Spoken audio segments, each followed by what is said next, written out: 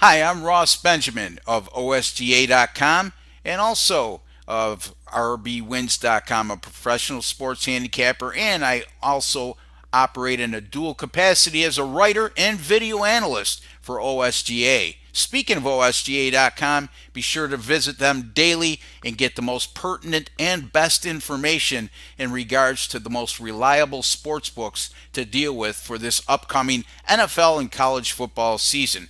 I have three games that I want to take a look at, and actually three picks as well on those games on Saturday's college football card. Let's get right to them. Start with the game between the South Carolina Gamecocks and the NC State Wolfpack at a neutral site in Charlotte.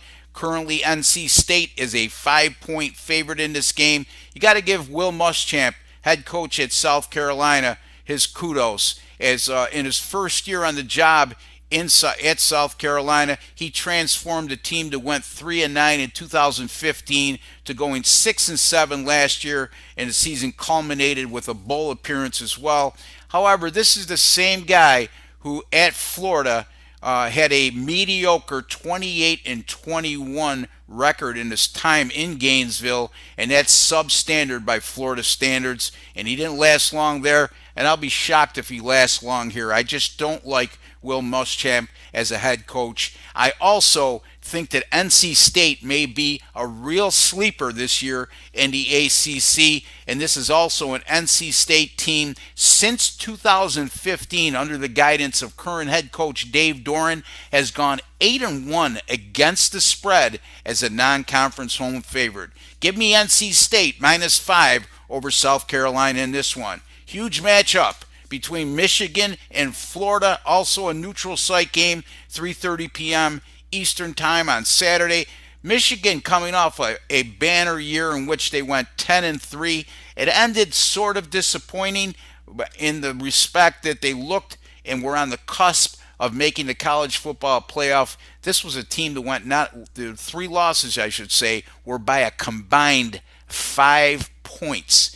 They did, however, finish the year 0-3 against the spread and lost two of those three games outright when they were installed as a favorite. So not a very strong finish. And boy, oh boy, talk about being decimated by graduation and people leaving early.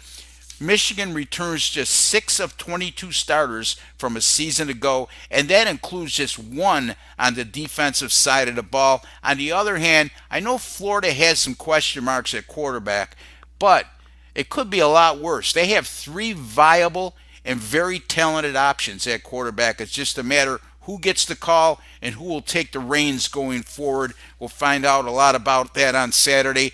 This is a Florida team that returns 15 players from a 9-4 club from a season ago.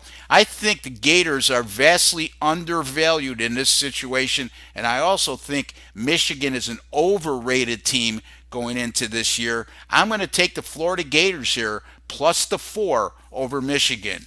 Finally, the Kentucky Wildcats, and they're going to travel to Southern Miss, Hattiesburg, Mississippi, to take on the Southern Miss Eagles.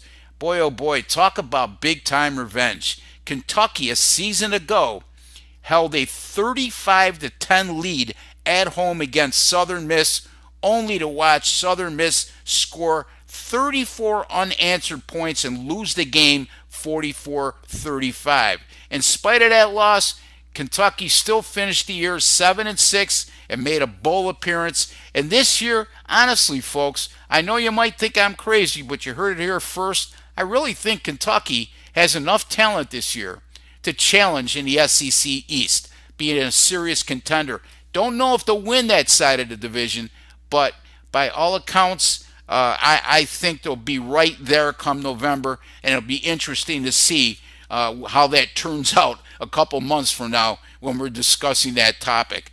But in this spot, I very rarely like laying points on the road. I'm going to make an exception to the rule here. I'm going to take the Kentucky Wildcats to get the revenge this year, -10 over the Southern Miss Eagles. And again, repeating the selections, North Carolina State -5, Florida +4, and Kentucky -10 on Saturday in college football. Be sure to visit my website at rbwins.com where you can find all the picks I personally wager on myself as well as my paying clients receive. That's rbwins.com, where I finished the year 34 and 22 last year in college football. That's 61%.